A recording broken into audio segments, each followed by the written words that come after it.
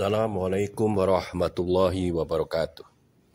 Kawan santri yang berbahagia, kali ini saya akan menguraikan 5 keutamaan dari kota Madinah. Yang pertama, Masjid Nabawi. Masjid Nabawi ini mempunyai keutamaan karena barang siapa yang sholat di dalamnya, maka pahalanya 1000 kali dibandingkan dengan sholat di tempat yang lain, kecuali di Masjidil Haram yang tingkatannya 100.000 kali. Maka saat yang baik ini, tempat yang baik ini, manfaatkanlah dengan sebaik-baiknya. Kita kalau masuk, niatkan itikaf, sholat tahiyatul masjid, kemudian kita dzikir. Sebelum adzan berkumandang, kita perbanyak dzikir-dzikir kepada Allah, mengingat Allah, ataupun kita bisa belajar ilmu. Di situ banyak para ustadz yang mengajarkan ilmu, termasuk juga ada yang dengan menggunakan bahasa Indonesia.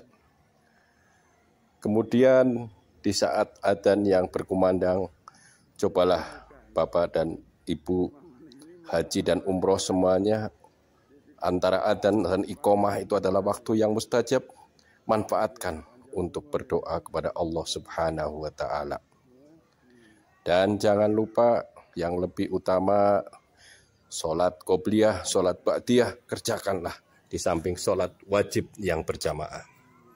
Biasanya setelah sholat wajib atau fardu, nanti akan diadakan sholat jenazah. Maka ikutilah makmum, karena tingkatan sholat jenazah itu kalau kita bisa mengikuti, pahalanya sama dengan kita mendapatkan 1 gunung Uhud.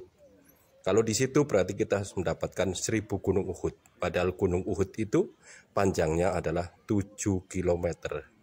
Maka perbanyaklah kita beribadah di situ. Kemudian tempat yang kedua adalah Rodoh. Rodoh adalah tempat yang mustajab untuk berdoa. Rodoh dulunya adalah tempat antara rumah Rasulullah SAW dan mimbar Rasulullah. Mimbar adalah tempat di mana Rasulullah SAW melaksanakan dakwah, berceramah kepada para sahabat dan para pengikut-pengikutnya. Rodoh tempat yang mustajab. Tapi sekarang rodoh pengaturannya lebih ketat. Setiap kita akan masuk, kita harus menggunakan tasreh atau izin. Dan di dalam rodoh sendiri kita hanya dibatasi waktunya selama 10 menit saja. Maka kita harus bisa memanfaatkan waktu yang 10 menit itu dengan sebaik-baiknya.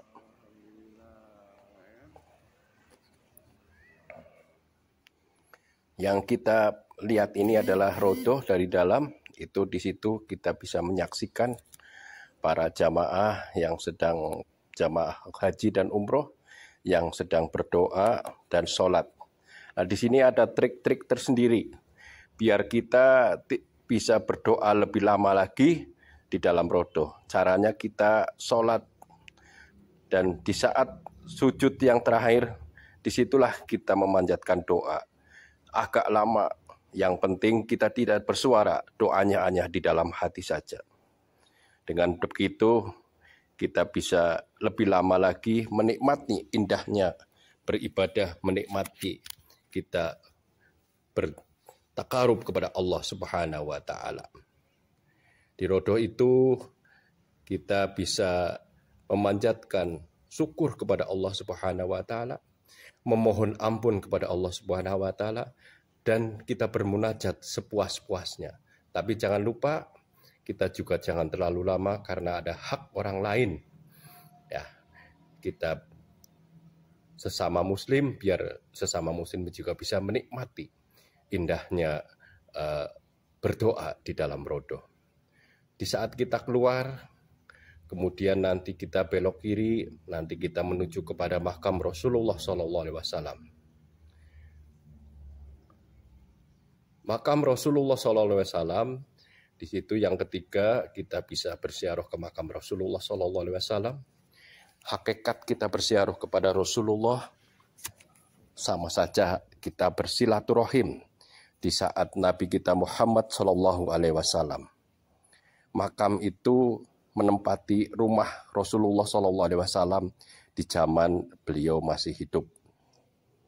Di dalam rumah Rasulullah yang sekarang menjadi makam itu terdiri dari 3 bilik.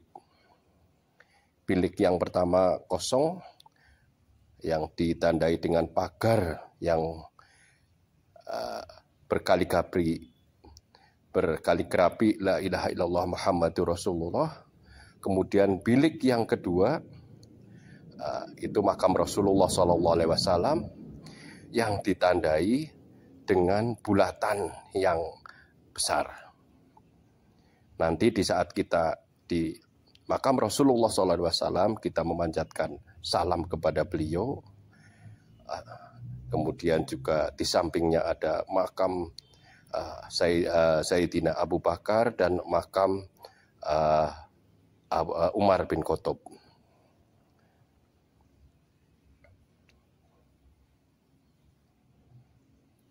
Nah, ini kita saksikan yang bulatan besar ini adalah makam Rasulullah SAW. Di atasnya ada tulisan Muhammad Rasulullah. Ya. Kemudian yang di sebelahnya ini yang 2 bulatan. Ini adalah makam Abu Bakar, makam Umar bin Khattab. Kita juga mengucapkan salam kepada Abu Bakar dan Umar bin Khattab. Ini yang bilik yang ketiga ini kosong. Bilik yang ketiga ini kosong, tidak ada makamnya. Kemudian setelah dari makam Rasulullah kita menuju ke makam Baqi. Makam Baqi adalah ini yang keempat, keutamaan yang keempat, makam Baqi di mana dimakamkan Sayyidina Utsman bin Affan, 10.000 sahabat Nabi, dan makam istri-istri Nabi dan juga makam anak-anak Nabi Muhammad SAW. Di saat di sini kita bisa mengucapkan salam pada beliau. Dan yang kelima, yang terakhir adalah Masjid Baqi. Masjid Baqi ini di saat kita bisa berziarah ke sana dengan mengambil wudhu dari rumah ataupun dari hotel, kita sholat 2 rakaat, pahalanya setara dengan kita berumroh. Luar biasa, mudah-mudahan semua bisa kesampaian datang ke sana, berziarah ke makam Rasulullah SAW. Kita bisa lewat haji ataupun umroh. Demikian, sampai jumpa di lain waktu.